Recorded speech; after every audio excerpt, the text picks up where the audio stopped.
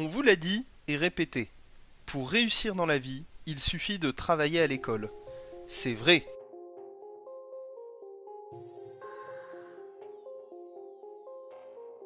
Enfin, ce serait vrai si tous les parents avaient le même métier, les mêmes revenus et le même nombre de livres à la maison, par exemple. Mais figurez-vous que ce n'est pas le cas. Ainsi, il paraît ridicule de considérer que Marie-Cécile, dont le père est médecin et la mère reste au foyer, est à placer sur un pied d'égalité avec Jordan, dont le papa est ouvrier dans l'usine X et la maman femme de ménage. Et pourtant, il existe en France ce que l'on appelle l'égalité des chances. Or, considérer qu'un enfant dont les deux parents travaillent, gagne une misère et n'achète ni livres ni journaux dispose des mêmes chances qu'un autre qui lui peut se faire aider dans ses devoirs par ses parents, qui par ailleurs l'auront initié très tôt à la lecture, est pour le moins fantaisiste. Vous l'aurez compris, la réussite scolaire dépend avant tout des origines sociales des parents. Et comme la réussite professionnelle dépend elle-même pour une large part de la réussite scolaire, vous savez maintenant pourquoi la mobilité sociale est quasi nulle. Je vous montre un petit schéma, vous allez tout de suite comprendre. Regardez, ça c'est l'école, d'accord? Vous voyez, c'est un système en entonnoir, ok? Donc vous avez pas mal de gens qui rentrent en bas dans le système, et puis vous avez très très peu qui sortent tout en haut des grandes écoles, ok? L'élite, ok? La démocratisation de l'école, la démocratisation scolaire, ça devrait donner ça. Attention, regardez bien. Ok? Vous suivez tous? C'est facile à comprendre? Bon. C'est-à-dire que vous avez la même proportion en bas d'ouvriers qui sort en haut. Ok? Oui?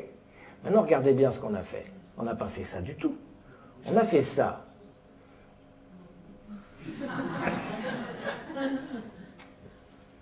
Ah oui, mais c'est pas du tout la même chose. On a fait rentrer beaucoup plus de gens dans le système collège unique 1953, ensuite De Gaulle d'abord, Giscard d'Estaing ensuite, etc. D'accord? Donc maintenant tout le monde va à l'école, tout le monde rentre, d'accord? On a fait rentrer. Avant c'était une école, il y avait deux écoles, hein. Je dis ça aux plus jeunes. Vous avez l'école pour les riches, et puis ensuite vous avez ce qu'on appelait la petite école. Ceux-là, ils n'allaient pas au lycée, ils avaient bossé, d'accord? On a fait l'école unique, très bien, donc on a. Mais là, on n'a rien changé, là. Rien!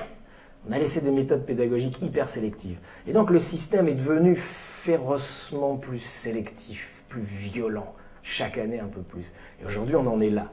Et ben, je peux vous dire que dans un système comme ça, à ce niveau-là, là, ça bastonne. Là, au niveau du 2, bac plus 2, là c'est la guerre, c'est la haine. D'accord? Parce qu'il y a toujours autant qui sortent en haut, alors qu'il y en a beaucoup plus qui rentrent. Si t'es ouvrier, c'est parce que t'as pas travaillé à l'école. Et bien entendu, ça n'a absolument rien à voir avec le fait que tes parents étaient eux-mêmes ouvriers, et ce n'est absolument pas à rapprocher du fait que ton voisin médecin avait lui des parents médecins.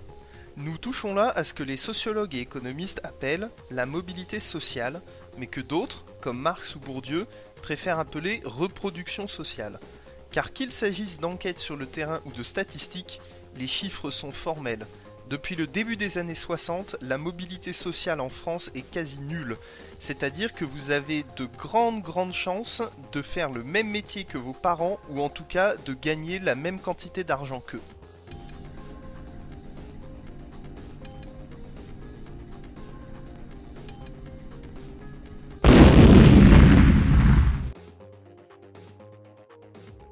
Impressionnant, n'est-ce pas?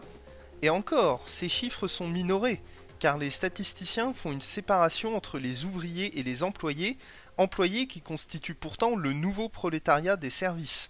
Ils considèrent donc qu'un fils d'ouvrier devenu employé a connu une ascension sociale, ce qui est en réalité faux, puisque les salaires des deux catégories sont équivalents. Il ne s'agit pas ici de nier l'existence d'une certaine mobilité sociale, évidemment, mais de montrer que celle-ci est généralement infime et sert donc en priorité aux dominants à justifier leur domination. Pire, par de nombreux mécanismes, que nous aborderons dans une autre vidéo, l'école n'a pas permis de diminuer l'écart entre riches et pauvres, mais au contraire a accentué ce que l'on appelle la déqualification à l'embauche, la fameuse secrétaire trilingue qui n'utilise qu'une seule langue pour coller des timbres toute la journée.